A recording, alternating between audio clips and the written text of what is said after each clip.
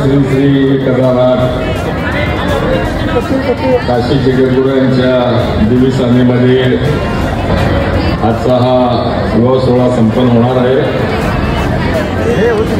परमपूज्य महास्वामीजी आत्ताच त्यांचं आगमन होणार आहे। आजच्या या विवाह सोहळ्यानिमित्त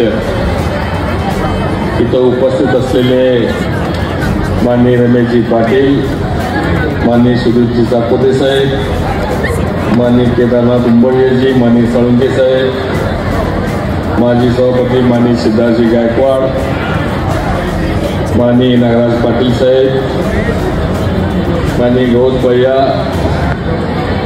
माननीय चंद्रमामा हुक्केरेजी,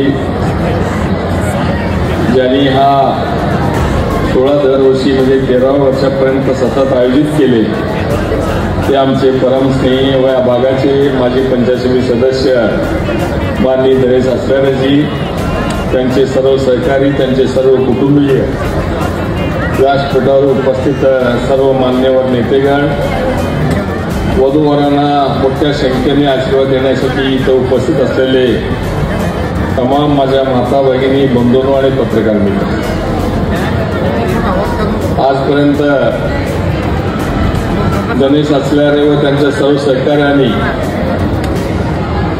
माझा वाढदिवसाचा औचित्य साधून गोरगरिबांचं 256 जणांचं लग्न लावून दिलं। प्रत्येक माणूस जन्मानंतर आपल्याला माहित आहे 3 प्रकारचं ऋण घेऊन येतो। एक कुटुंबाचं ऋण, एक समाजाचं ऋण आणि एक देशाचं ऋण। कुटुंबाचं ऋण तर तुम्ही आम्ही सर्वजण आपल्या बायका मुलांचं आणि वाडवडिलांचं संगोपन करून ते कुटुंबाचं ऋण आपण फेडत असतो।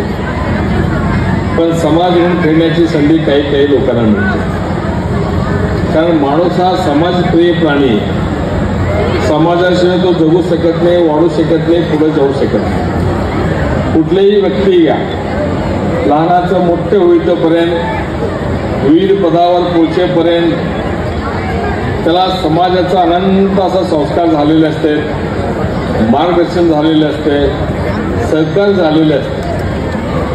त्या ऋणातनं कोणी उतराई होऊ शकत नाही, पण फुल या फुलाची पाकळी म्हणून आपण समाजाप्रती काहीतरी देणं लागतो। त्या समाजामध्ये आपण काहीतरी भरीव काम करायला पाहिजे, छोटंसं योगदान का होईना आपण द्यायला पाहिजे। त्या उदात्त हेतूने जे काम करतात त्यांना समाज ऋण फेडण्याची संधी मिळते असं म्हटलं जातं, आणि ते धनेश आचलारे व त्यांच्या सर्व सहकाऱ्यांनी मनापासून केलं असं म्हणलं तर ते अतिशयोक्तीचं होणार नाही। शेवटी आजच्या जमान्यामध्ये तुम्हाला माहित आहे, त्या महागाईच्या जमान्यामध्ये घरात जर एखादं लग्न करायचं असेल तर किती मुश्किल होतं।